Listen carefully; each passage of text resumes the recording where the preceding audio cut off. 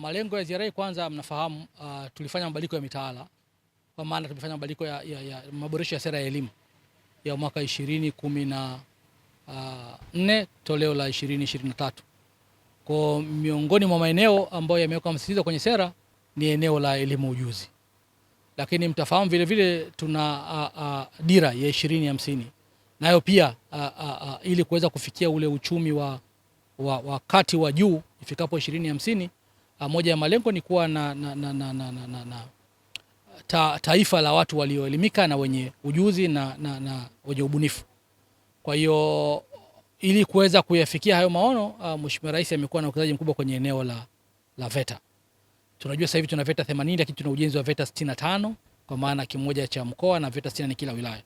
Kwa hiyo lengo la ziara yangu kwanza ni kutembelea VETA Tanga, kuona aina ya kozi zinatolewa na mwenendo mzima wa kuzalisha vijana wetu kwenye eneo la ujuzi. Kwa hiyo nimetembelea, nimeona kozi mbalimbali, vijana wanafanya vizuri na mwamko ni mkubwa sana. Kwa hiyo tunaamini kabisa yale malengo ya Mheshimiwa Rais ya kuboresha eneo la ujuzi la kwenda kufanikiwa kwa kiasi kubwa sana. Lakini pamoja na hilo pia nilitembelea Tanga kwa ajili tulikuwa tuna changamoto moja ndogo ilijitokeza. Kama mnafahamu, chuo chetu kilikuwa kinatoa mafunzo pia ya udereva. Lakini palitokea changamoto ndogo kwa maana ya namna mafunzo yanavyotolewa, kwa maana ya vifaa vinavyotumika, ambapo ilifikia wakati kwamba palikuwa pana maelekezo au shauri kutoka kwa jeshi la polisi namna ya kuboresha. Kwa hiyo nimekuja kuangalia kwa kiasi gani yale mapungufu yaliyobainika yameanza kuboreshwa. Kwa hiyo leo tuko na kikao cha pamoja na RTO kwa ajili ya kuona mapungufu na kuona namna ambayo tumekubaliana ya kuboresha ili eneo la Tanga ambalo tunajua lina madereva wengi sana, na kutegemea na ukuaji wa viwanda vinavyokuja sasa hivi Tanga pamoja na bandari, tunategemea mahitaji ya madereva yatakuwa mengi makubwa sana.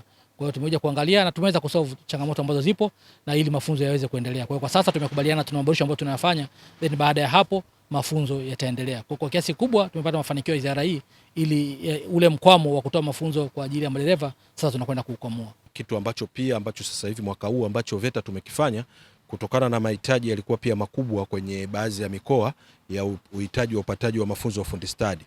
Mfano katika huu mkoa wa Tanga tuna fani au stadi ambazo zilikuwa zina wahitaji wengi. Mfano ukienda kwenye stadi ya bomba ambayo wahitaji walikuwa karibuni 70, ambapo katika wanafunzi hao uwezo wetu wa kuchukua ilikuwa ni kuweza kuchukua wanafunzi takribani 30 na kitu.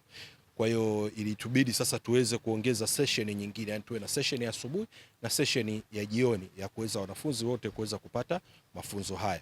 Lakini pia tunayo study nyingine ya masuala ya umeme ambao pia ina mahitaji makubwa, ambao pia imebidi tu introduce hizi mambo ya double session, kwamba wapo ambao wanaingia asubuhi na wengine wanaingia mchana kwa ajili ya kupata mafunzo ya ufundi stadi. Mwamko kwa wananchi katika eneo hili la mafunzo ya ufundi stadi upo mkubwa kwenye mikoa mbalimbali hapa nchini, na tunamshukuru Mheshimiwa Rais Dr. Samia Suluhu Hassan kwa kuona kwamba kuna umuhimu wa kuongeza vyuo vya ufundi stadi hapa nchini ili kuwezesha wananchi kuweza kupata mafunzo, lakini kupata ujuzi katika stadi mbalimbali. Na sisi kama VETA tumezidi kulifanyia kazi, na tunashukuru pia Wizara yetu ya Elimu, Sayansi na Teknolojia inaongozwa na Profesa Adolf Mkenda kwa kuhakikisha kwamba sisi kama VETA jukumu letu tunalitekeleza, na tunatekeleza majukumu yetu ya kuhakikisha wananchi wanapata ujuzi kwa wepesi, kwa urahisi na kwa kufikika katika maeneo mbalimbali. Na ndio maana hata Mheshimiwa Naibu Katibu Mkuu ameweza kutembelea na kujionea hali hii ambayo tunaitekeleza ya utoaji wa mafunzo ya ufundi stadi hapa nchini. Chuo cha Tanga kina jumla ya kozi 14 ambazo zote zinawasaidia Watanzania kuweza kujitegemea na kuweza kupata ujuzi unaohitajika katika soko la ajira.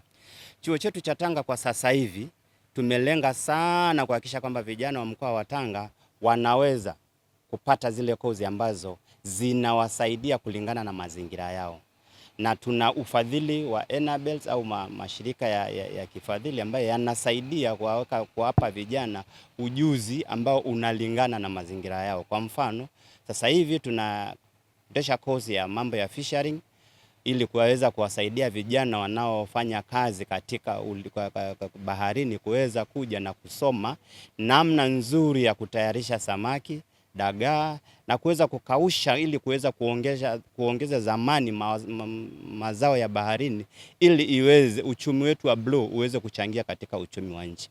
Kwa hiyo kwa ujumla ndizo kozi zetu tunaendesha. Tunaondoza vile kozi fupi za muda mfupi kulingana na mahitaji ya soko la ajira, lakini kwa sasa hivi ambazo ni kozi kubwa ni saluni, udereva, upishi, bakery, ushonaji pamoja na kozi zingine za aina mbalimbali ambazo zina depend sana mlengwa anahitaji nini ili kuweza kumsaidia katika ulimwengu wa ajira. Asante sana.